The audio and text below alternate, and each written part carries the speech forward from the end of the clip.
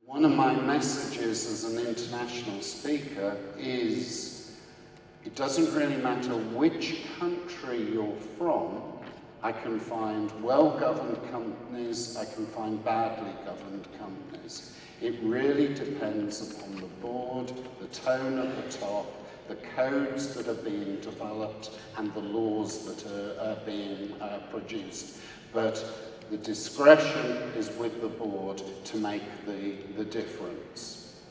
Other things, just to finish off in terms of additional topics, the current UK is looking at, and this is the FRC, which is going to be disbanded, but in the last 9 months or so, it's been looking at new regulations because the code has not been enforced properly. So they're introducing new codes and laws. They're introducing, they've had an independent review. They're looking at blockchain at the moment. And FRC and IOD should be looking at the impact of blockchain upon governance. They're looking at business model reporting, they're looking at performance metrics, they're looking at XBRL and the languages for putting out your corporate reports. They're currently working through defining board effectiveness, linking it into the Companies Act, and they're talking about remuneration, where the CEO's remuneration is compared to the average salary or remuneration within a business. And we've introduced that, as has America, the reporting of CEO's salary to average salary, and the FRC are leading that momentum. Other things I want to talk about: sustainability reporting. Nigeria should be leading the way in sustainability reporting.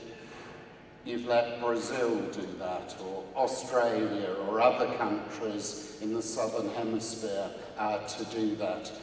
There are a lot of frameworks out there for sustainability performance. I've listed a number of those there. You should be considering sustainability reporting. You should be considering the Sustainable Development Goals. Many organisations are now reporting against the SDGs, the Sustainable Development Goals that the United Nations has produced. And you should be thinking about integrated reporting. If in 200 years' time we look back at corporate governance, we may say we were asking the wrong questions, we were looking at very primitive key performance measures, there was so much more development that needed to take place. But the journey always starts with the first step.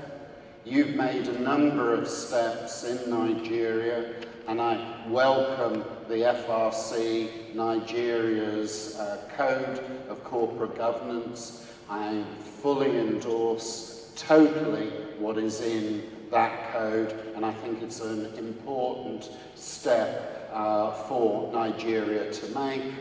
And as my last slide, if you want to emulate what Mauritius did, halving its league table appearance, it will be easier for you because you're starting at a much lower level in terms of the league table.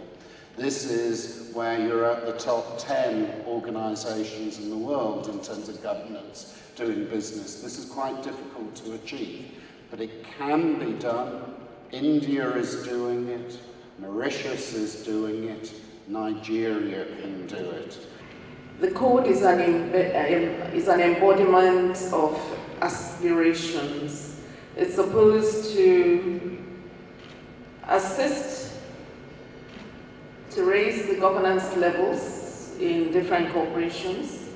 And of course, I look at it as something that has the intention to create ownership of governance in the companies themselves. It's not an FRC code, it's a code that should belong to the boards. That's the way I want this code to be looked at. If we do not move away from the punishment mindset and move towards where you are building good habits and you're rewarding companies that are doing good habits, you are not actually building the society in the right way. You are moving from just hammer this, beat it. I think it's a national psyche thing.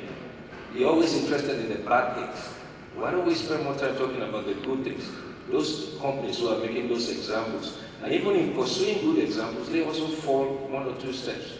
And so I'm always one that believes that in enforcing this particular new code, we have a unique opportunity to move from naming and shaming to naming and faming, whereby we then tie up some of the loose ends around X-compliance, for example, with the Nigerian Stock Exchange. And I think they have some good thoughts around that area. But generally, to create a framework whereby we can reward good habits, rather than just focus more on sanction. So if everybody is being sanctioned, so what way are we promoting? The first thing is that all boards that are party to the code should at least discuss the code and see how the code principles will be applied. The company secretary, the chairman and the CEO should then consider how to implement the corporate governance principles within the organisation. And that will be looking at issues such as the composition and structure of the board, the training and development of the board, the evaluation of the board, information governance areas and policies that the board needs to produce.